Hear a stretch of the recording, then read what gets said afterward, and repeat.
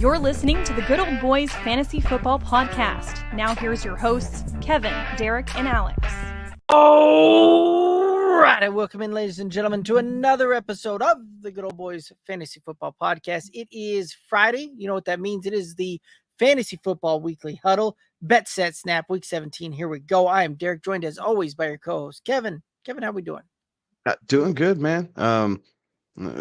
Happy belated Merry Christmas and a Happy New Year, right? We enjoyed the holiday, right? So we took Tuesday off as a show, so that way everyone could recover and do the family thing. A little bit of mending, honestly, between your family and mine. We had some sick critters Right. we were trying to take care of, and I think Alex was all healthy, but he was enjoying some family time for the holiday as well. So that was good, right? Get a little bit of a break, but we're back at it. Bowl games have been going on all week. We have one wrapping up right now.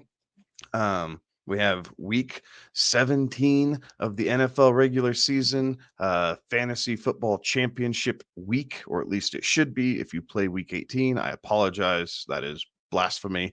And lo and behold, we have more injuries and players opting out and things just ever changing the spectrum of fantasy football this year. What a brutal season. And I'm not happy to see it go, but I am happy that all these players can get healthy and then we can start fresh because I don't know if I could take more weeks of these injuries. These guys just star player after star player after star player just got beat to hell this year. And it was a struggle. It wasn't quite as fun because you don't get to see them on the TV. It was frustrating because as fantasy players, we like to see them, produce for our fantasy teams, but I'm sure they're frustrated too, right? If they're not on the field, they don't have as great of an opportunity to get the bonus, the incentivized money, right? Because if they're missing snaps and missing game time, it makes it a lot harder to hit those certain milestones that these guys need to hit those incentives and those boosters in their contract, if you will. So I know those guys are feeling it too. And it affects their livelihood a hell of a lot more than it affects ours. So to all players, I wish you all speedy recoveries if you're dinged up, nicked up, injured, hurt, whatever the case may be, because the game's just not as good without you guys on the field, period. Right. So, and old Joe Flacco's enjoying those win bonuses on that, right? Like, at what point do the Browns really have a problem, or are we already there?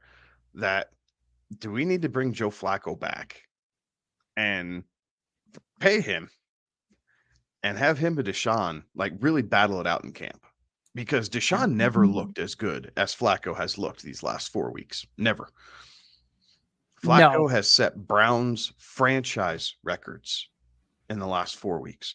Number of 300-yard passing games, consecutive 300-yard passing games, 3 touchdown games, the first time since the 70s or early 80s, maybe something like that. I mean, just stupid numbers that Joe Flacco's been able to do. And, good for the Brownies, man. Like good on them. I love Nick Chubb. I love the way that defense plays. Like they have a lot of pieces, and we talked about them preseason. This is not at all the team that we thought we would be talking about as far as the player, the build of the team. But lo and behold, they overcame, right? This is what you want to do in all of business, in all professional sports, right? It's the next man up. And for the Browns, it has truly been that way. It has truly been, all right, guy A is down. Who's the next guy? Okay, we need you to plug in. We need you to do your job. Nothing else. They're not asking these guys to play outside of themselves. Do your job. And if you can do your job and the guy next to you on either side can do their job, we will be successful. And Kevin Stefanski has this team completely bought in. And good on them. They look good. They're excited. They are, they are still hungry, and they are still in it for the number 1 overall seed in the AFC. If Right. the Browns win next week against the Bengals and Baltimore loses this week to Miami and next week to Pittsburgh, uh, the Brownies are the number 1 seed out of the AFC. That I want to see it just to see it. I don't think that's going to happen, but I want to see it just to see it because holy smokes, would that be a lot of fun? Right. Well, could you imagine the revenge narrative if it's the Browns and Baltimore in the playoffs? In the dog pound, like I want it for that fan base, if nothing else. Like that football fan base is passionate. Right. Like, and I want to see the dog pound have a home playoff game, at least one, and just see them get after it because I think they will cause a lot of disruption for whoever's coming in there right now. And there's 2 teams in the AFC, maybe 3 teams in the AFC that I think legitimately have a shot to make it to the Super Bowl based off of how they're playing today. Baltimore's clearly number 1. I think Cleveland might be number 2. Right. And Buffalo's making a pretty good case for don't F with me right now as the number 3 team that you don't want to pick a fight with in the AFC. Right. We'll see how Baltimore and Buffalo square out here in 17. Cleveland's already done their job, but what a fun it is a fun divisional race, right? We are limping into the fantasy finals, but things are just heating up for the NFL playoffs, and these divisional races are really good. Yes. Yeah, it's going to be very interesting to see how this one turns out. We've got a great slate of games, so this is going to be a lot of fun there as well. Yeah, if you guys have questions, comments, throw them in the chat. We're going to break down all the slate of games here. We're also going to make sure that if you have questions about your fantasy roster, start sits, all that kind of good stuff, we're going to rock and roll through that and help you guys get that ready to go. Yeah, we're coming to you live right now on a whole bunch of different places, the Facebook, the YouTubes, the Twitch, the Twitter/X, whatever it's called these days, and the Instagram. So lots of places where you can tune in and all of that good stuff. So I also got told that the Twitter or X or whatever it's called these days now is also doing it where if you post the comments, we'll be able to see it and post it up here. But again, best place to go and support the show. Head over to YouTube, click the subscribe button. Okay, there's my shameless plug and the all that good stuff out of the way. So anything else we want to kind of rock and roll through here before we get into some of the slates of games here? No, I don't think so. I think we'll just kind of take it as it comes. I mean, I'm sure. I guess we can hit a couple of the injuries, right? Trevor Lawrence out, Keenan Allen out, Russell Wilson benched, Cortland Sutton out. Let's see, Josh Jacobs doubtful. We're not expecting him to play. We think it's going to be Zamir White again. Let's see, Raheem Mostert's questionable. Who else? Those are the big ones. Olave's good. Michael Pittman's cleared concussion protocol. CJ Stroud cleared concussion protocol. He is playing for the Houston Texans. Yeah. So those are kind of some of the bigger ones, if you will. And I'm sure we'll come up with more here as we plug right along, but just wanted to get that out of the way as far as news goes of players who were declared out as of today. Right. Absolutely. Let's go ahead and head right on into the first game here, right? And we'll kind of go through that. Rico Dwaddle, another guy that's going to be out in this game here. But going into it, the Lions and the Cowboys squaring off over under 52. Dallas favored by 5.5. Thoughts on this game? I'm taking Detroit to cover this game, mainly because I want to see the Cowboys look like the Cowboys again. They've had a couple tough ones on the road, but nevertheless, they're back at home. They do play better on the home. 5.5 is kind of a weird total, so I do think Detroit covers. money line. Wouldn't surprise me if it's the Cowboys, right? It would not surprise me if they win this game by 3 or 4 points, something like that. But 5.5 is kind of a weird total. So I'm going to take Detroit to cover here. I'm going to take the over, though. I do think we're going to see some points. The Cowboys' pass defense has been a little suspect here the last couple weeks, and we have seen that they can be vulnerable against a power running game. Well, Detroit is a team that can absolutely implement a power running game between what David Montgomery can do, and then obviously you have Jahmyr Gibbs, who's averaging like 5.8 yards per touch right now out of the backfield. So a little bit of thunder and lightning going on. So I think it's going to give the Cowboys defense some struggles. But I do think Dak and company are going to air it out. I don't know that they're going to be worried about running the ball a whole hell of a lot. Try and keep a little bit of balance, but I really think it's going to be Dak, CD, Ferguson, a lot of some check downs to Pollard, and then Brandon Cooks for a couple deep shots. Like that's what the Cowboys are going to do in this game here on a Saturday. But I'm excited to see this one. And I'm excited that my Bulldogs game will be over right as this one's kicking off. So I will get to transition from the Georgia-Florida State game into the Dallas-Detroit game. Yeah, that should be a good one there.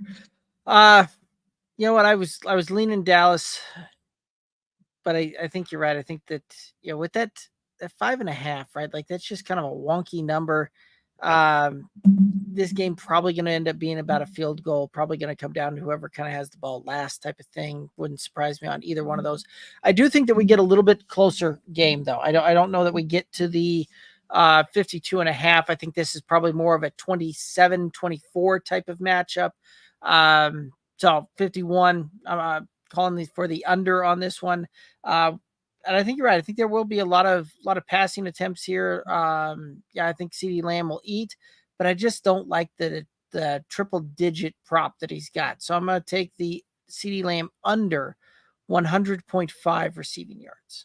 Yeah, I think you almost have to, right? Like anytime you see a triple digit prop, you have to bet the under. Like there's just too many ways for them to not get there and so few ways for them to get there. So I like the logic, right? That's betting with your head, right? And not just what you want to see. So I like that one.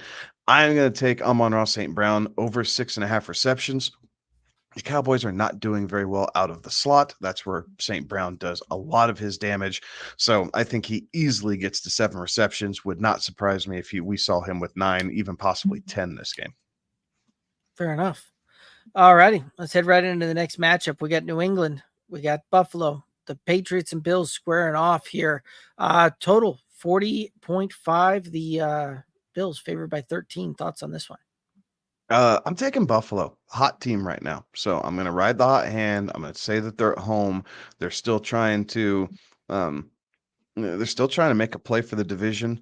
So they're on a mission, and they're at home against a far superior. Yeah, want to make sure I use my words correctly. A far superior New England team. So I'm going to take Buffalo to cover this game by 13. It might be rather late, right? It might be a 7-point game for most of this. And then Buffalo gets a touchdown late to kind of get them to that 14 points. But I do think they're able to get there. Overall, I'm going to take the under, though. New England's defense is the best part of their team. They were going to try to slow the game down, muck it up, get real grimy. I think the first half of this game is going to be extremely low scoring, and then Buffalo will start to kick it into gear in the second half. Yeah. I could definitely see that. I also think the under is going to come into play. Part of that is right. New England is a team that's, they're kind of all over the place on the offensive side, right? Like we've seen them go through and have some pretty good performances where they put up 20, 30 points and seem to just be clicking. And we've seen several performances where they struggle to get to 3 points. So I do think that this is a game that's going to end with Buffalo coming out ahead. I don't like the 13, but I'm gonna lay it, and so I'm gonna take Buffalo to cover. I'm gonna take the under. One of the props that I'm liking, I'm gonna take Josh Allen to have over 0.5 interceptions. Very good. I'm taking James Cook over 2.5 receptions.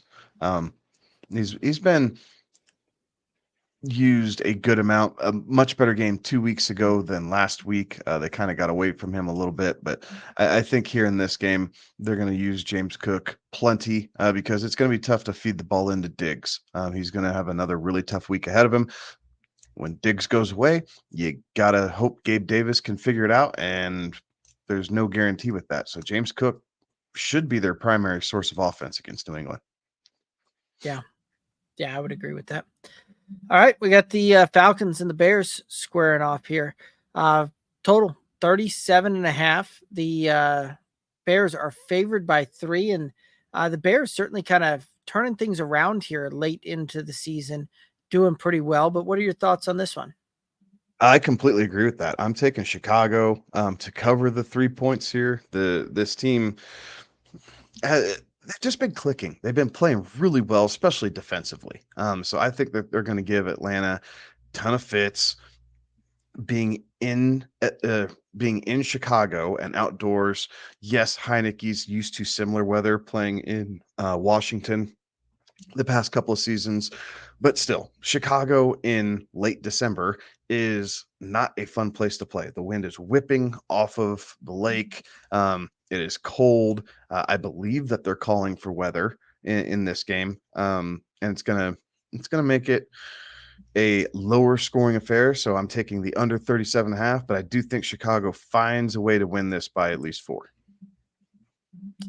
Yeah, I could certainly see that. I've got Chicago, right? Like a team just playing very well. Atlanta, a team that's that really just kind of depends on the week whether they show up or not. And so I think Chicago does pull this thing off, right? The 3 points doesn't really scare me there. I am looking for the under to come into play, right? Like I think this is a game that it's projected to be 34 degrees at kickoff there. Yeah, it is Chicago, so you very well could be getting some weather there as well. So the under, one of the props that I'm going to take, though, I'm going to take Bijan Robinson to go over 46.5 rushing yards. Righty. I'm taking Taylor Heineke under 1.5 passing touchdowns. Wouldn't surprise me if he finds 1. I do not think he's going to be able to find 2. Fair enough. All right, we got the Raiders. We got the Colts. Raiders the Colts favored by 3.5. The total 42.5. Thoughts on this one? I don't like the hook here at all. So I'm taking the Vegas Raiders to at least cover the hook. 3-point game either way. I don't think it surprised me, but the Raiders are again another team defensively. They're playing really well. They found a way to completely shut down Kansas City. Their offense has been doing just enough, but Zamir White has been looking very good the last couple weeks, and I think they're making it a lot easier for them to not franchise tag Josh Jacobs and let him go and see what they have here in Zamir White on a rookie contract and kind of build this thing with a little bit of youth. So we'll see how that plays out. But nevertheless, I'm going to take the over in this game. However, I do think we get some points scored on both sides, especially late in the fourth quarter. But I do think ultimately it's a 3-point game, so the Raiders are able to cover. Yeah, 3 points sounds about right. I do like that. Over call as well. These are two teams that just kind of seemingly find a way to get things done, especially as the Raiders are certainly playing extremely well and playing like a team that really is trying to make some statements coming down the stretch here. I'm going to take Aiden O'Connell to go over his passing prop of 209.5 passing yards. I'm going to take Jonathan Taylor over 1.5 receptions. I think between Max Crosby and the rest of the pass rush that the Raiders are having here at the moment, it's going to speed Minshew up a little bit, going to make things difficult for him to stay eyes downfield. And when that happens, he'll have to check it down a little bit. So I think JT gets to at least 2 receptions. Right. But especially with Zach Moss also being out of this one too, like that only helps there as well. Easy money. All righty, let's hit up that next one. We got the Rams. We got the Giants. Rams favored by 5.5. The point total 43.5. Thoughts on this one? Hook, another weird point total. So I think the New York money came in on this one, right? It opened at 6.5, dropped down to 5.5. You got to think some New York money came in on this. Big time, and that's what dropped it an entire point because not a whole lot has changed. So we know Tyrod Taylor's the quarterback, but the Giants defense is still suspect at best. So I think Matt Stafford is going to continue his hot streak. Kyron Williams is still going to be the anchor point of the offense as they run first and then pass out of it, which has been successful for the Rams here the last few weeks. But I'm gonna take the over. I think Tyrod does allow the Giants to get some points. Saquon, with his quick burst ability, be able to sneak one in the end zone here and see what else they can do. But I'm gonna take the Rams to cover the 5.5. And I'm gonna take the over. I like that. I'm also taking the Rams, and I'm taking the over, right, for a lot of the same reasons you just said. This is a game that's this is a game where the Rams have something to play for. The Giants really don't. And I think we're gonna really kind of see that play out here. As far as a prop that I really like, I'm gonna take Kyron Williams to go under 94.5 rushing yards. Yes, I know Kyron Williams has been doing extremely well, playing been playing, putting up some big numbers. This is a week though that I just see the letdown happening here a little bit, and I think he still has a good game. Probably gets 80, maybe 90, but I think he jumps in just under that 94 number. Anything under is good for me. I'm facing him in a couple different fantasy finals today. So I like that Kyron under. I need him to have a lesser game, and I'm hoping Matt Stafford takes over. To go along with that, I'm taking Cooper Kupp over 5.5 receptions. I think they're able to feed him a little bit against a porous Giants secondary. I'm playing against Puka in a number of leagues this weekend. So Cooper Kupp has a better game than Puka. I'm okay with that. There you go, helping each other out. All right, I like it. Here we go. So Cardinals, Eagles, they're squaring off here. The Eagles favored by 12. The over under 48.5. Thoughts on this one? I really struggled with this total. If this game were played earlier in the season, I think Arizona covers this. But I do think Arizona's just about given up on life. And they're starting to see sandy beaches in their future. So I think Philadelphia is able to cover the 12 points, as much as that feels weird with how they've been playing lately. Maybe this can be a get right game for the offense, especially being at home. So need them to play well, need the defense to step up in a lot of different cases. So I'm going to take Philly, but I'm going to take the under. I just don't see Arizona scoring a whole lot of points. They might get to 14, maybe. Wouldn't be so sad if Trey McBride got both those touchdowns. But I think that's a bit of a stretch. But I'm going to take Philly. I'm going to take the under. I don't think we get to 49. Yeah, I'm right there with you. Philly in the under. This is one that it's not going to surprise me to see the Eagles, get up by 14, 15 points somewhere kind of in there and just kind of cruise a little bit and close this thing out. Kyler also battling the illness there, has been on the injury report because of that illness for a good portion of the week. Still listed as questionable going into the weekend. And Marquise Hollywood Brown also was put on IR. So that's some of those things that does not bode well for the Arizona offense. All of that to say that I'm going to take Kyler to go under his passing prop of 230.5 passing yards. I'd take Greg Dortch over 2.5 receptions. Not a big total. They're going to be down. They're going to have to throw the ball. Trey McBride can't catch everything. And so I'm hoping Dortch out of the slot is able to get loose here a little bit and at least come down with 3 receptions. Three for 15. Like, that's all we're asking for. There you go. All righty. Let's rock and roll into the Saints and the Bucks. The Bucks favored by 2. The point total 42.5. Thoughts on this one? This one has a lot of shootout possibility. for me. Tampa Bay's defense has not been great. They have been able to stay with it because Baker Mayfield has been playing very well at quarterback. The Saints have been a little bit Jekyll and Hyde, but I think against Tampa Bay, the receivers can eat. I think Chris Olave could have a good game. I think we could see A.T. Perry come up with a couple catches. Obviously, AK could do some things here for the Saints, but ultimately Tampa Bay has a little bit too much, and I think they win this game by a field goal, but I am taking the over. Fair enough. I'm going to be on the other side of that one. I'm taking the under.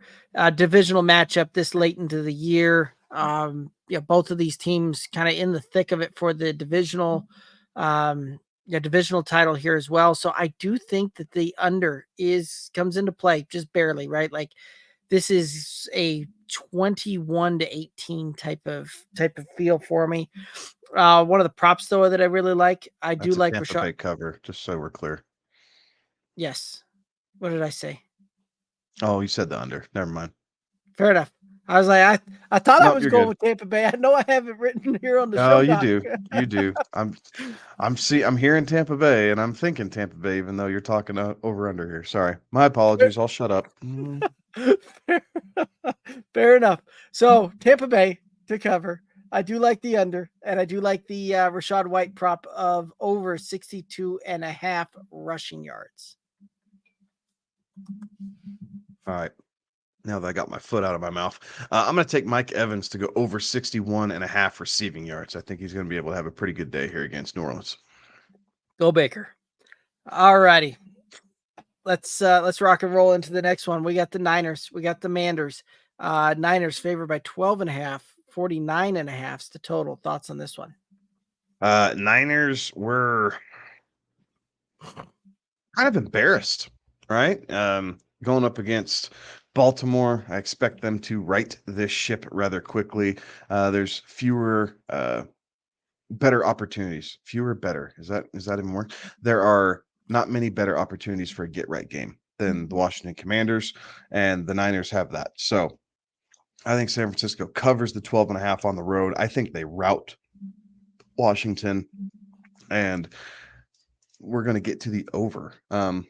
Mainly because I think the Commanders will be able to put up, a couple touchdowns probably late as things get out of hand. But I do think San Francisco just takes them back behind the woodshed here. Yeah. Yeah, this is and saying that they got embarrassed is putting it very politely. Like that was bad last week. Baltimore just, showed them up. Purdy looked human. Yes, very much so. I know, especially because I needed him to show up in a couple of leagues and didn't. So anyway, I do think that we see a bounce back in a get right game for both Purdy and the Niners. I do like San Francisco to cover. I do like the over. I do like CMC just jumping right back on that anytime touchdown train. I'm going to take Brock Purdy over 264.5 passing. Commanders defense is not very good, and I think we're going to get Purdy back on the rolling train here. I'm going to change gears on you slightly, Derek, just before we get into the next matchup. All righty. If Baltimore holds serve, right, and they continue to do Baltimore things, right, and look just good enough, is Lamar now the front runner for MVP? Like we talked Dak, and then Dak looked like crap against Buffalo and wasn't stellar against Miami, so he's kind of out of it. We've talked Brock Purdy, and then Purdy looked beyond human against Baltimore. Are we back to Lamar Jackson? Like, is he legitimately looking at his second NFL MVP? There's certainly something to be said about that, right? Like, and do I think that he'll probably win it? Yes, because anymore it seems like the NFL MVP just goes to the quarterback of the best team for the season, right? Like there's very much just kind of that's how it seems to go anymore. Is he Now I'm not the most deserving? well, and Lamar's having a very good season, right? Like, don't get me wrong, like certainly kind of kind of serving some crow, right? Like I know that I was not necessarily the biggest Lamar believer going into the season for fantasy purposes, and he's certainly done incredibly well on that front. So he's doing some great things there. But I still think that if we're looking at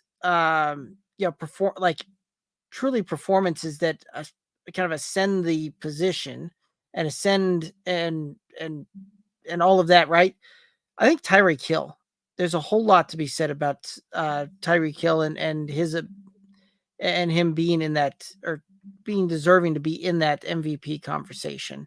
I think that there's a whole lot to be said about CMC that should be in there as well, right? Like both of these guys, and we've seen that where if you kind of take them away from from their teams look very pedestrian without them, right? Like Tyreek Hill, when he got banged up in that game and they had when he was in on the field, like forget it, like they couldn't move the ball at all. So same thing with CMC, right? Like when he's not running at 100%, right? The Niners offense isn't the same kind of caliber.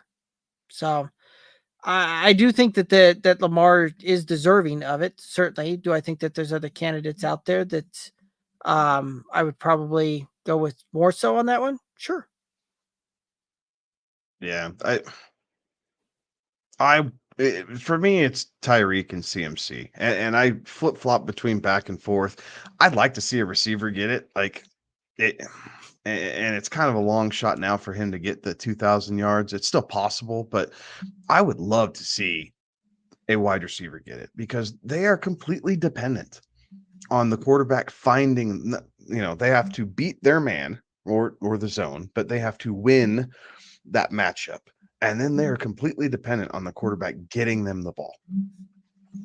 And in Tyreek's position, to be able to do that and have the air yards per target, the yards after catch, the explosive play rate, all these high caliber metrics that all these analytic people want to live by. And then you're not going to turn around and give him the respect that he needs in the MVP race just because he doesn't throw the football.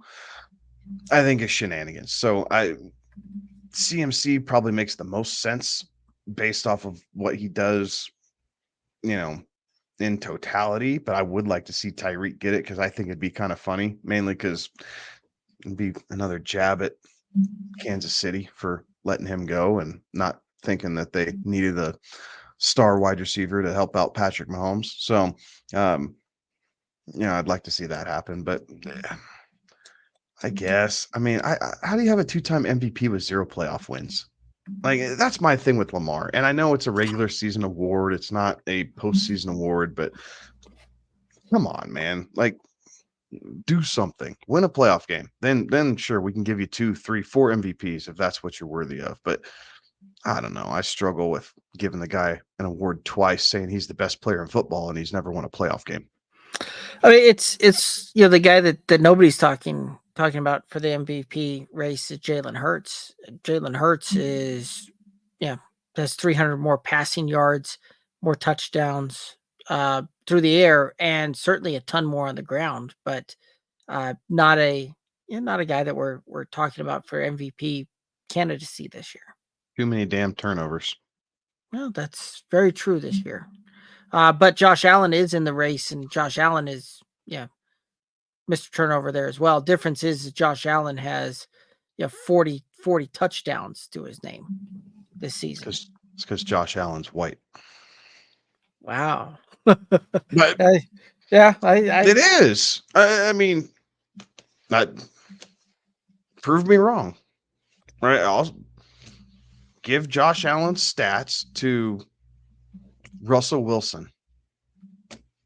Russell Wilson's not an MVP race. No, it's very true. In fact, all the rumblings coming out of Denver is, he got told that he had to either restructure his deal or he was getting benched. Yeah, they want him to restructure the injury clause. Yeah, the injury clause. Right. So I mean, and it sounds bad, but it's true. But Josh Allen, these stats of Josh Allen's aren't too far off from what Geno's were last year in Seattle. Right. And Geno, they were giving him comeback player of the year, but they weren't sniffing at him for MVP. Like it's A, East Coast bias, and B, because Josh Allen's the white quarterback. Like, prove me wrong. So it's just kind of one of those things. But I got us off the track here. We got some questions firing in. Let's appease the viewers and talk about what they want to talk about for a second instead of us. All right, let's do it. Terry asking, fire up the Denver defense. Yeah, might as well. Easton Stick, no Keenan Allen. I mean, no, and no Palmer either. So, right. I mean, stick Sutton on Quentin Johnston, and this game's so far under. Like, how the game total is as high as it is still is beyond me, because I'd set this game total at 27. Yeah, I don't think this is going to be very. Seriously, like, would it surprise? 17-10. Like, No. isn't that the most likely outcome of this game for either team? I mean, both are playing backup quarterbacks and blah, blah, blah, blah. But we'll get into that matchup here shortly. But seriously, a game total of 27, and you're telling me I'm not going to be closer than Vegas is at their 36.5 or whatever the hell it's at? Yeah, fair enough. All right, let's hit up the Terry saying pick 2, Walker, Zamir, Pollard, Higgins, Hubbard, Zeke, Adams.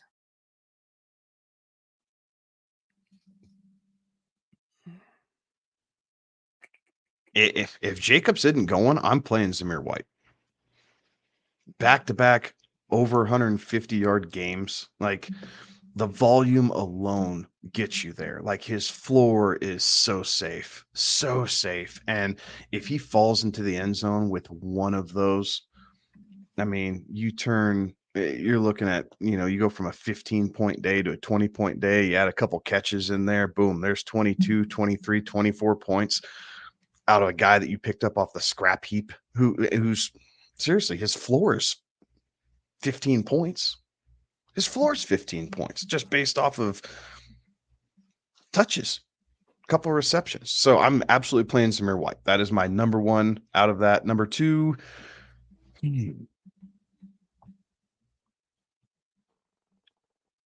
Number two. I might go Chuba for the same reason. Yeah. Honestly, like, Jacksonville's not scaring anybody here at the moment. Chuba just continues to churn out yards, and the way that Carolina's offense, they've completely,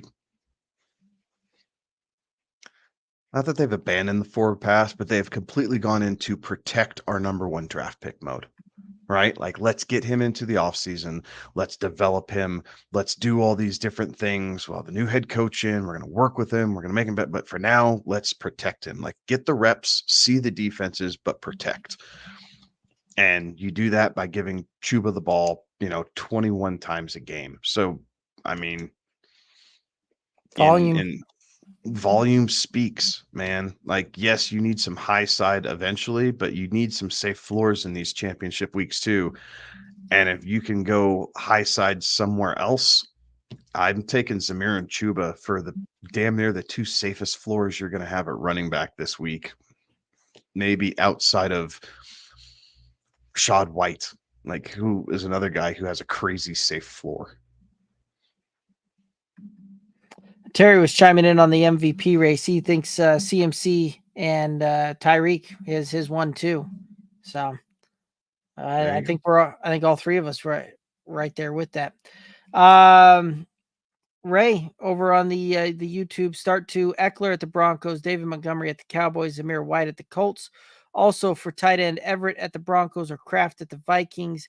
This is all standard standard scoring, 6 point per TD. I'm not going to take Tucker Kraft against the Vikings. Luke Musgrave's supposed to be back, splitting time there at the tight end. So I'll take Everett on that front there. Thoughts on this one, though? I like the Everett deal. With them missing their top two wide receivers, Everett should see a very safe number of targets. 8 targets for Everett. is probably what you should see. So, 5 receptions on 8 targets. You hope one of them falls into the end zone. Denver defense is still pretty good, right? Especially against the pass. They're weak against the tight end, though. So this plays into where their weakness is. However, it's Easton Stick. True. All that being said, I like Everett over Kraft. Now, as for the start two, I'm playing Zamir White, and I think I'm playing Montgomery, man. I think Yeah. I don't like the way the Chargers have been using Eckler. They're limiting his snaps. They're trying out new things with Isaiah Spiller and doing some other things. And David Montgomery might only be averaging 3.1 yards per carry, but he is a red zone monster.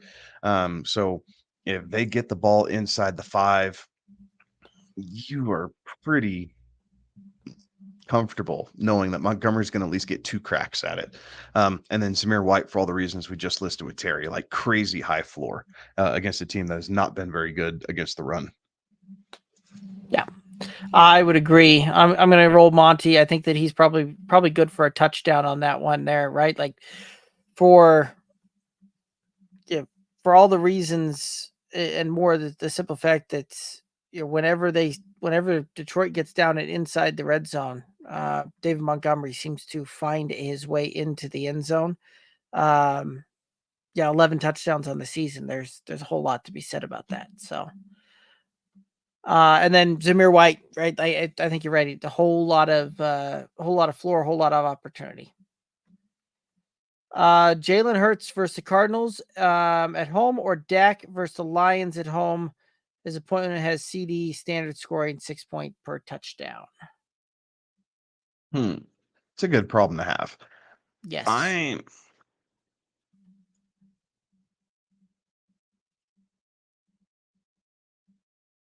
going to I think I'm going to lean Jalen Hurts. It's a little bit of an easier matchup. Yes, the Cowboys are going to have to throw to be relevant against the Lions, but I think Jalen's going to be able to do whatever he wants to do for about 3 quarters against the Cardinals. And I know that canceling out CD to some extent is nice, but I think Jalen, likelihood of him running in a touchdown, at least 1 touchdown's good, and 2 more through the air. I mean, look at 3 total touchdowns for Jalen Hurts against the Cardinals, and minimum of 315 all-purpose yards. You'd like for that number. I want that number to be closer to 400 for our home league because I'm starting Jalen. Right, Derek and I were talking about that, pre-show. But I think realistically, you are more than safe at 315 all-purpose yards for Jalen Hurts. Dak, I mean, you're looking at 290. I mean, does he get the 300 passing yards against the Lions? Like, I don't think he does. No, I don't think he does either. And Jalen gets you the bonus yards there as well, right? Like Dak, we've seen him take off and run a little bit here and there, but it's not anything like it was before the ankle injury. Jalen Hurts will get you those yards on the ground, right? Like he'll get you some of those bonus points there. And so, if Jalen throws for 240 but runs for 60 and Dak throws for 300, Jalen still has the edge there as far as points, especially in your standard scoring type of format there. And I think Jalen will find a way to get into the end zone either once or twice with his arm and once or twice on the ground. So I give the edge to Jalen on that one, and that'd be the way that I'd roll. So yeah. And Ray saying that he played Brees Hall, who got him 18.6. The Browns defense got him 15. That's a really good start. But he went up against Flacco, who put up almost 30 points by himself. So unfortunately, he's got off to a great start, but it's 33.6 to 29.66. So good news is you're taking a 4-point lead into it. And quite frankly, the Browns defense, got you some really good points there. And chances are your opponent's defense is not going to be able to keep that close. So you probably got a little bit of an advantage there. Yeah, I think so. I think so. Right. I mean, It's the nail biting time, right? It's the sweat of the championship game. But I think you'll be all right. Right. I'm not sure what these emojis are, but I something. know one's a touchdown, but I can't tell what the other one is. Is that a dinosaur eating a football, maybe? I don't know. But anyway, it's either a touchdown or field goal. It was good, I guess. Yeah. All righty.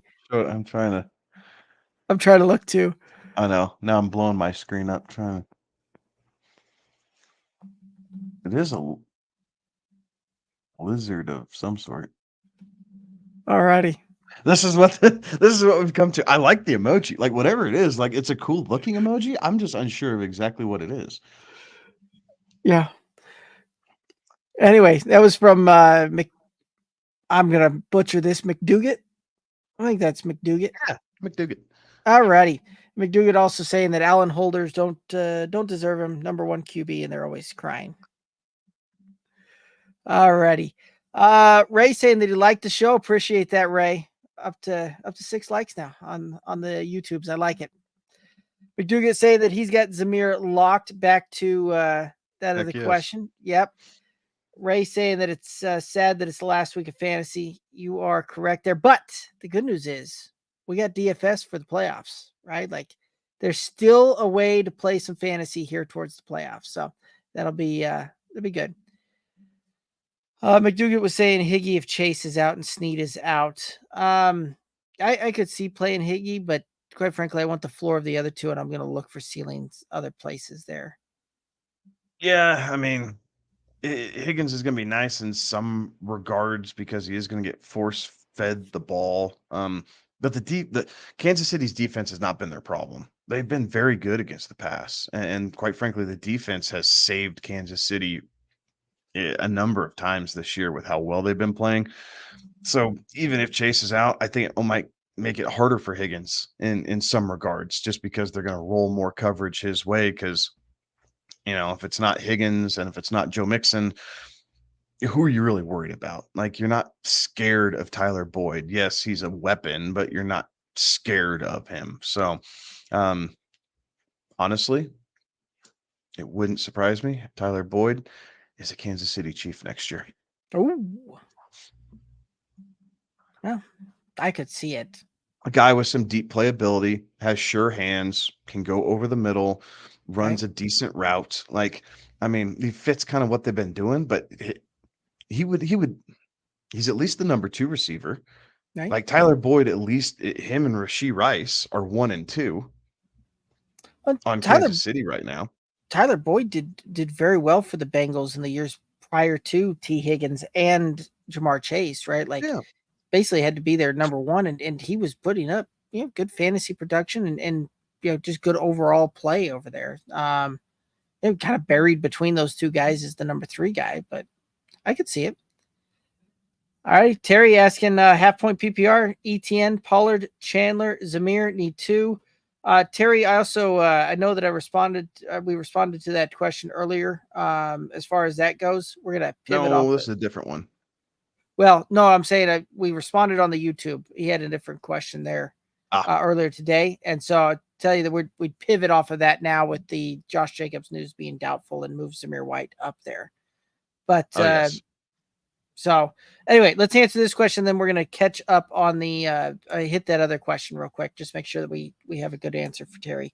ETN, Pollard, Chandler, Zamir needs 2. I'm going Zamir and I'm going ETN. The best way to beat up on Carolina is on the ground.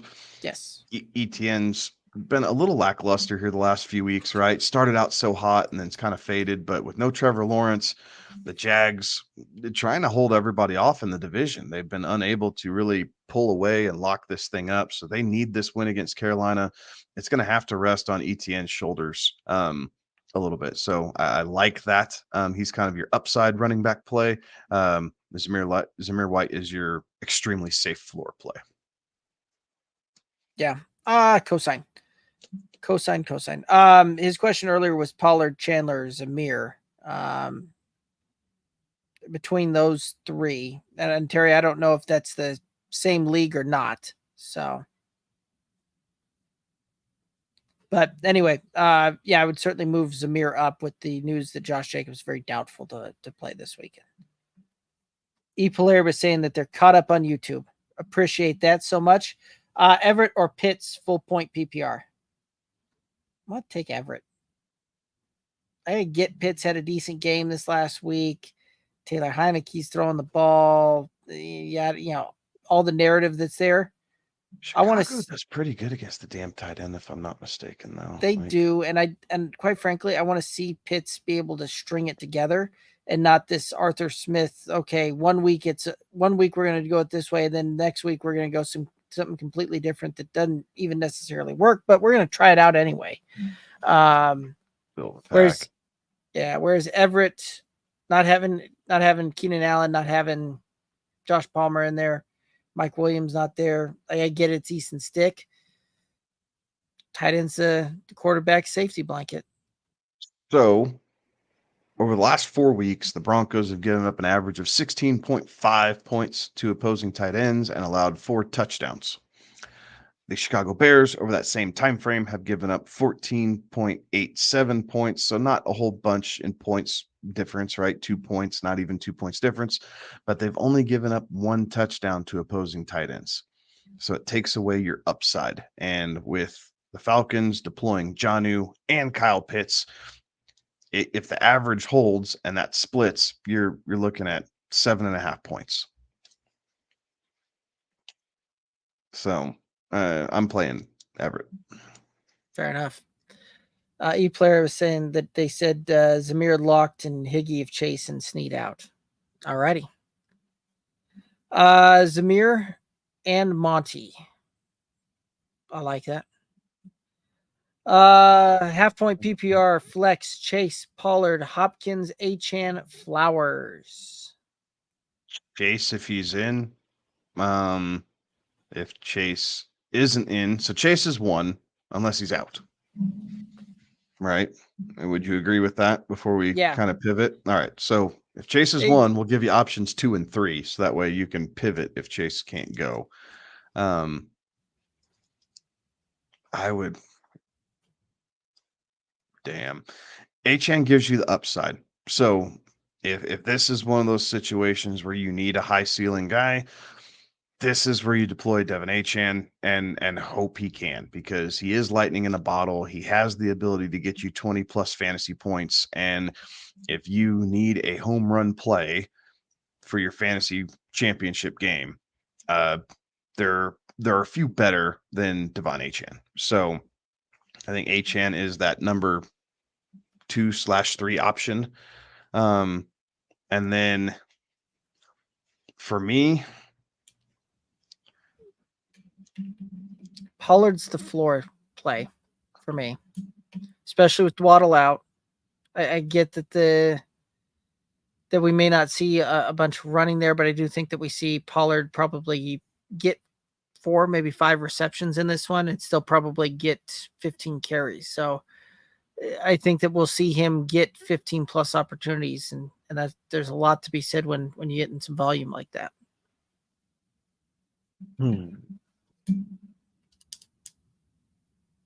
I'm not going to tell you you're wrong. Just I cannot jump on the Zay Flowers bandwagon. Like, I have not been able to jump on that. I've had him on teams, and I don't feel like he's done a damn thing to help my fantasy team. And if it wasn't, this happens to be a league where I have to start 3 receivers, so he's in every week, basically. But in a 2 wide receiver league, I don't know that I've ever started Zay Flowers over someone else that I drafted, caliber wise. Like, I just don't love it. So I agree with that. Chase is 1, Pollard's the floor, Achane's the ceiling, to give you that 2-3 option. Yep, cosign. Ray saying, thanks, guys. So the lineup is Jalen Hurts, Olave, Reed, Brees already played, Monty, Everett, Zamir White, Aubrey, and the Browns defense already played. I like that. Yep. I like that. That's a Olave solid should have roster. Olave should have a good game against Tampa Bay. Reed being back, he's kind of Jordan Love's favorite when he's on the field, right? And we've seen that. So got a nice safe floor there. with the ability to get into the end zone with some, whether it's on the ground or through the air. We've seen both out of him. I like that lineup. Not sure what Polaris was laughing at, but he was laughing at something, so I like it. I think it's Ray. us looking at the emojis. That's the emojis, probably. Ray saying, haha, it was the Twitch emojis. And then Polaris saying it's Twitch as well. Yeah, we're old. Sorry, guys. Yep. And then we're lucky to find out how to put it on there, damn it. Oh, Ray keeping track of the YouTube likes for us. Like that. We're up to 7 likes over there now. Thank you so much, guys. Absolutely. Ray saying they lost Hawkinson last week, which is why he's playing Everett, and Waddle's out. So he got Reed as the wide receiver 2. Actually really like Reed this week, especially with Watson out again and Wick still questionable. Yeah. I've actually got a prop later on Jaden Reed. I think that he'll be in store for a good one. And Ray saying Musgrave is doubtful. Yeah, I know that he hasn't fully cleared the injury report on that one. It's not going to surprise me to see him necessarily out there and playing, but at the same time, I know that Green Bay's wanting to see what they've got on this. So if he can go, I think we're going to see him go. I still like Everett more. Fair enough. Reed or Ray saying that Reed reminds him of Debo. Yeah, I think in some ways he can be, right? Like he does do some stuff out of the backfield. He's not jacked like Debo is, right? Like Debo is a physical specimen. Jaden Reed is not necessarily that, but they do use him in some of the gadgetry type stuff. He does a decent job of beating man coverage. They're able to put him in the backfield because of his quickness. So yeah, I mean, they do use him in some of those regards. I'd tell you that wherever Reed goes in drafts next year is probably where Debo should go, but everyone has such fanfare for Debo. He goes about 4 rounds before he really should every year. Yeah. Polaris liked it. Thank you so much. In Ray saying in standard, Reed has only 9 less fantasy points than Olave. Yeah, he's been sneakily good all season long. Heck yeah. And Olave had some real stinkers. Yes, don't tell me about it. I lived and experienced those all season long. I know. All right. Was saying thanks, guys, and then asked the question Tua, Goff, or Geno, and then updated it to Tua, Goff, Murray, or Geno. Goff out, road game going up against Dallas. While I think that he'll do okay, there's other options here I'd rather go with. Murray, tougher matchup and the illness. I'd pivot there as well. So really for me, it comes down to Tua or Geno, and I'm going to roll with Tua between those two. I'm going Jared Goff. Okay. I am not playing Tua with no Jalen Waddle. And yes, he still has Tyreek, so he's still able to go off, but that Baltimore defense is just stupid good. And that scares me in a championship week. I'd rather have Jared Goff with his full complement of weapons available to him than Tua down his number 2 option and going up against arguably the best defense in football at the moment. Fair enough. The home road split doesn't scare you off of Goff? Not this week. Okay. And it probably should, just because we know what Dallas can do, right? Like, I mean, it's not sexy. Like, it's not what I want to have happen, but I don't know. You really want to trust your fantasy championship to Geno Smith against Pittsburgh? Like, no, that's very true. Like, I think I'd rather go with and I just can't do it. Like, I benched Tua in one league to play Derek Carr. Fair enough. That's kind of where I'm at. Yeah. I'm just looking back at the Jared Goff split, right? Like week 16 at Minnesota finished QB 23. Week 14 at Chicago was QB 25. Divisional 13. game. I'm going to have an excuse for all this, Derek. Okay, You 13 and at your 13 at New Orleans. 14 was QB 14. yes. Against at the Chargers, he did well, QB 8, but again, that was the Chargers, who everybody has a great game against the Chargers. Baltimore, okay, it was Baltimore, QB 14, QB 24. Yeah, he's Tampa had tough Bay, road games. yeah, Tampa Bay, oh, that was a good one. QB 4. Green Bay, QB 21 when he was at there, and Kansas City, QB 18. I know. I hear you. All right, fair enough. I'm not saying your logic's wrong. I'm simply saying that I hear you loud and clear that I do not want, if I have an option, I do not want my fantasy football championship to be resting on Tua against Baltimore. I just don't. Kyler's sickness scares me, and Brown being on IR, I don't love that, even though he probably has the best matchup for a quarterback going against the Eagles. But I don't know. I just it's a little dirty, but it's what I would do. Yeah, fair enough. I'm going back through here and just looking at some rankings here, and I think you're right. Much as I don't want to do and trust Jared Goff on the road to get it done against the Dallas defense that can be opportunistic turnover, I think you're right. That Goff is the answer. All right. People were saying, yeah, they punked Purdy. Yes, they did. They certainly did that. Ray saying in the other league, lost in the semis with Hurts, Rice, DJ Moore, CMC, Kyron, Ferguson, James Cook, Aubrey, and the Bears D. He was surprised how bad I did, but actually benched Adams for Moore, and Adams did worse. Yeah. So I had a decent roster there. Yeah, DJ Moore getting knocked out didn't help, right? James Right. Cook had a down week compared to what he did 2 weeks ago, so I feel you there. But yeah, that was tough. Yeah. People are saying that Goff probably in for a 16 to 20 banger.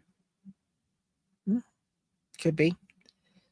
Yeah, James Ray saying that James Cook disappointed me a lot and expected more from my wide receivers. Just bad luck last week. But at least made it to the championship in the other one. Absolutely. Go win that cash. Go win that trophies. Let's get that done. It was tough. So so in our home league, my semifinal matchup was nuts. It turned out I was comfortable with it, but man, that was a high scoring affair for a semifinal match. And yes, it was. Pulled through. I had the right players, but I thought James Cook was going to do me in too, and luckily did okay. But between James Cook and Purdy, I thought I was going to be done for. But luckily, I had enough help in the right places that I squeaked by. Don't worry, Purdy did what he needed to do to knock me out on the in another one of the leagues where I was facing you. I wasn't going to bring any of this up. I wasn't, well, at least, yeah, I wasn't going to bring our history up this year. I was very fortunate against Derek this year. This was my year against Derek and I head to head. I was able to come out on top more than not this year. Yep, and we've had other years where it's the reverse, and other years yeah. we split it down the middle, and it just kind of is what it is, right? Like it was your year. You had some really good roster constructs and did really well there, but good weeks at the right time, man. Like, yep. So good weeks at the right time. Yeah, going into that semifinals deal, what was it? I think I needed Brock Purdy to put up like 7 points, which was like, okay, he'll do that, right? 7 points, and I'll move along. Yep. Nope. With his 1.6 or whatever it was. Yep. Thank you. So Kevin advanced the championship on that league there as well. That's pretty good league, pretty competitive. So you know what? Now I'm just rooting for you to go out and win every one of these things so that I can, at least say I lost to the champion. So Right. There you Yeah, I go. hope so. I got my work cut out for me in a couple of them. Yep. Yes, you do. So go get it. Ray saying that won 116 to 113 in the semis. One with and I won with and CMC was the goal line when it was the 2-minute warning, and they if they would have used CMC at the one, it would have lost. Yeah, you got lucky. One of those. Yeah, One of the you 5 almost interceptions. yes. So good job. Way to pull that one out. And I know that the phone calls you were making to Shanahan there, came in handy there when you said, "Hey, don't have him run there." So Right. all righty. Well, I think we've still got some matchups to hit up there. Do we Yeah, want to we got a rock and roll couple through left. those? Yeah, we can roll through those now that we got through All right. what everybody else wanted to talk about. And guys, again, if you have questions, comments, throw them in the chat. We love chatting about them and talking about them. So let's go through that. Panthers, Jaguars. Jaguars favored by 6. The over under 37.5. Thoughts on this one? I'm having Carolina cover this. Mainly it's just the 6. I do think Jacksonville finds a way to win this game, but I think it stays close. I think it stays kind of gritty and ugly. I'm taking the under in this game. No Trevor Lawrence. We know Carolina's wants to take the air out of the ball. I think Jacksonville's probably going to implement a very similar strategy. So all of that trends towards the under. But Jacksonville on the money line is where I'm leaning. Yeah, I think you're probably right there. I do think that Carolina keeps this within 6. I think that this is a low scoring affair. I do think that Jonathan Mingo, though, goes over 27.5 receiving yards. Very good. I'm taking DJ Chark to have back-to-back appearances, and he goes over 25.5 receiving yards. That'll be, the sad thing is both those very well could come true, and we see Bryce Young get to all of 150 yards on the day. Fact. Alrighty. Dolphins, Ravens. This one should be on paper, at least, a very good matchup here. Ravens favored by 3, the over under 46.5. Thoughts on this one? Taking Baltimore. I'm gonna take the under. I think they're gonna be able to move Tua off his spot and going into some of the advanced metrics, right? When Tua has to move off his spot and improvise a little bit and move around in the pocket, he becomes much less accurate and his timing gets thrown off, and he's not nearly as good of a quarterback as he is when he has that time and no one's in his face. So Baltimore is very disruptive. I think they're going to make life difficult. Yes, I think Tyreek will find a way to get his, but ultimately I do think Baltimore wins this game by, 4, 5, 6 points at least. And the under. I don't think we're going to see 47 points in this game. Wouldn't surprise me if it was, 24-17, 26-20, like 46 maybe. I can see us getting to, but I do not see 47. Fair enough. I do think that we see the over come into play, right? Like, it wouldn't surprise me if we see, this is most explosive offense in the league meets one of the premier defenses right now. And Baltimore is no slouch themselves on the offensive side of the ball. So I do think that we're going to see some points put up on this one. I do think that Baltimore ends up coming away with this thing. And I do think the Tua ends up going over his passing prop of 235.5 passing yards. Very good. I'm taking OBJ over 2.5 receptions. Fair enough. So All right. not a big number to hit. I think he can do it. Yeah. Tennessee and the Texans squaring off. The Texans favored by 4.5. 43.5 is the total on this one. Thoughts on this one? I don't love the hook, but with CJ Stroud back and this game being at home, I'm going to take Houston to win this game. So taking Houston, taking the over. I think they're able to kind of get back right. They play very well when they're at home. And they're trying to do what they can to get the lead in this division.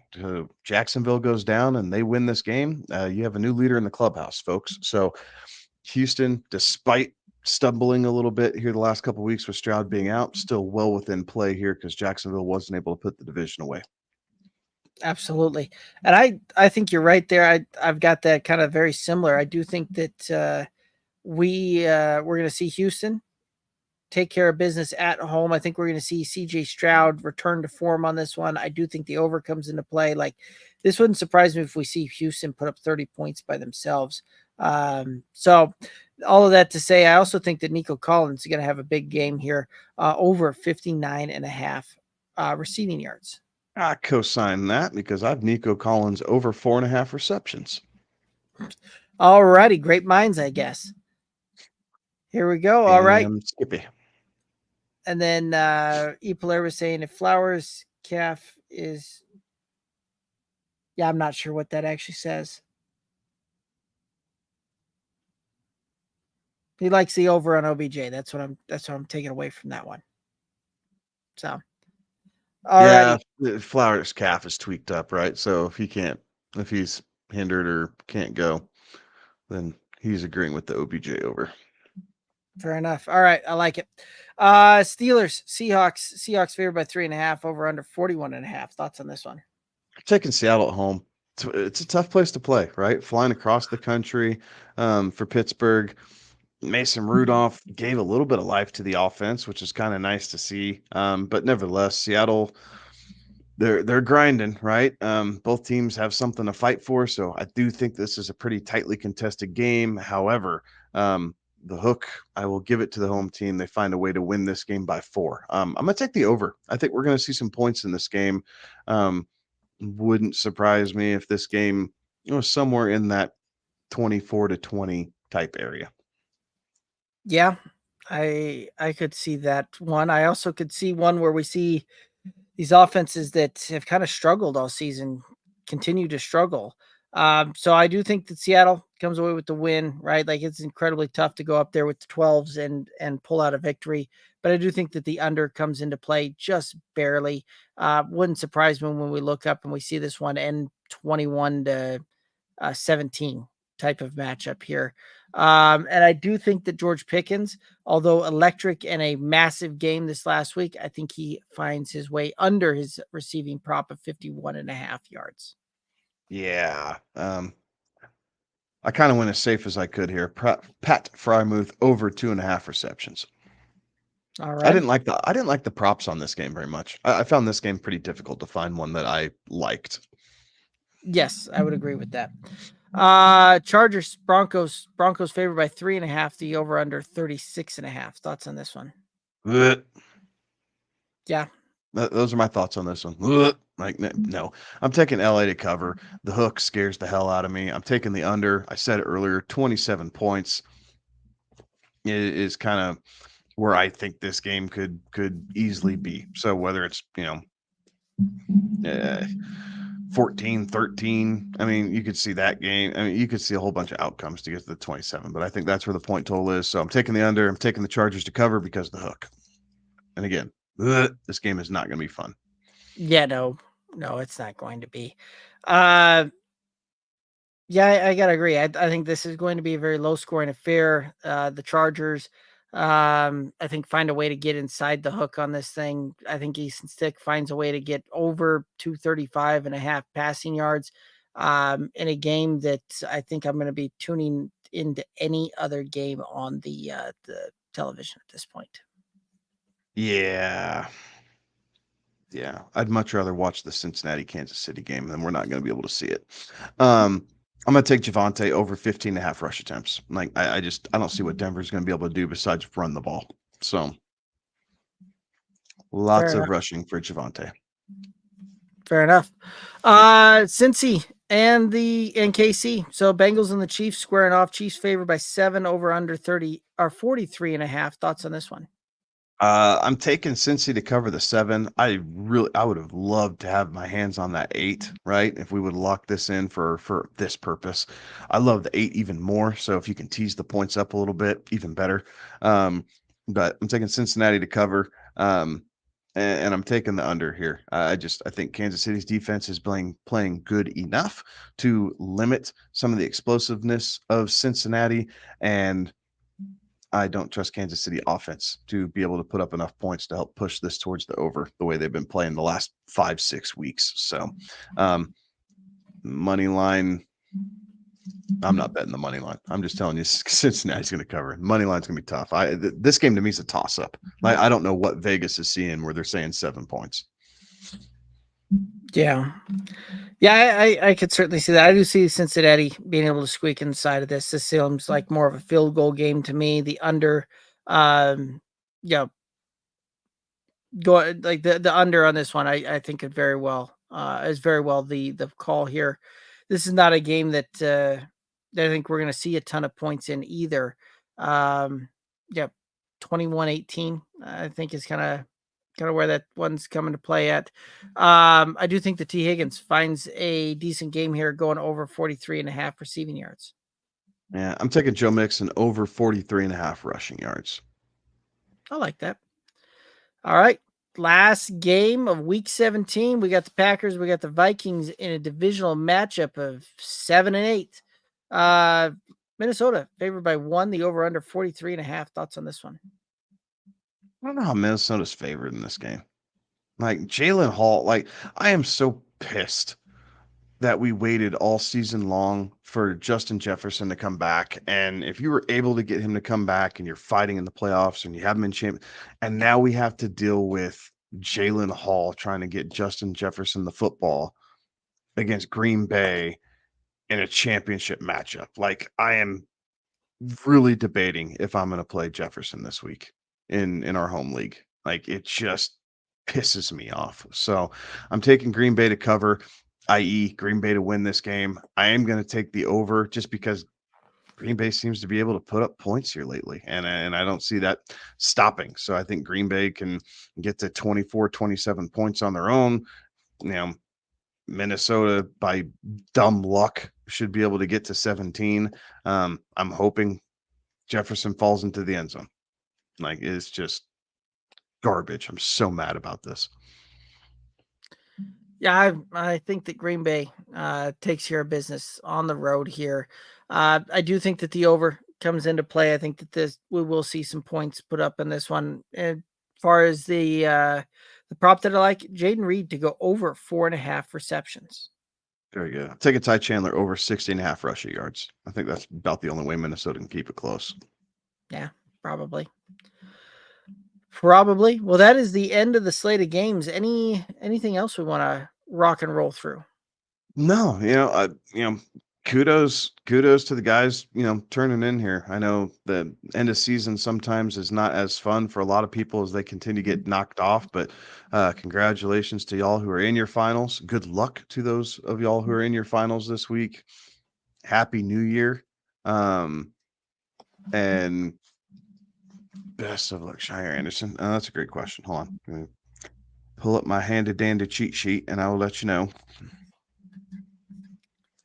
So Jair Alexander is not listed on the injury report for Green Bay. No, but he's suspended. Oh, yeah, that is very true.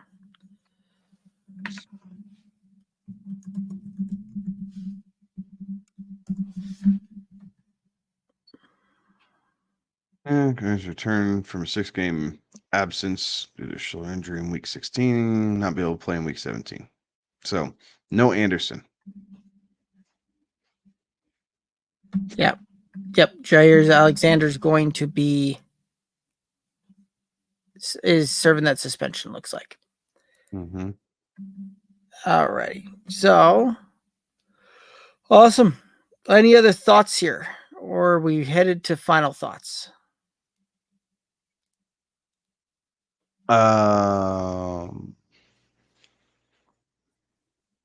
Yeah, final thoughts. I'm good.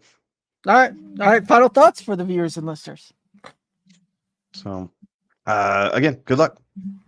Continue to let us know if you guys have any other roster developments. Keep an eye on the start sits, tomorrow for some of the Sunday slate games as that continues to change.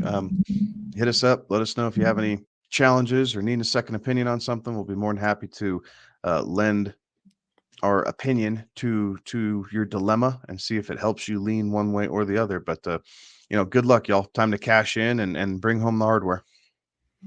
Absolutely. Let's go get it. thanks for everybody tuning in. A lot of fun when y'all are in the comments and throwing those questions out there, and makes for a very lively show, very lively debate. So I really do appreciate everybody tuning in and watching and listening, all that good stuff. And you can find us on all the socials, Twitter, Instagram, Facebook, TikTok, all the places at Good Old Boys FF. And again, best place to support the show, head over to YouTube, click the subscribe button, ring that bell, get those notifications when we go live. We'll be back again on to Tuesday, 11 p.m. Eastern. See y'all then. Have a good one. Be safe. He's Kevin. I'm Derek. Toodaloos.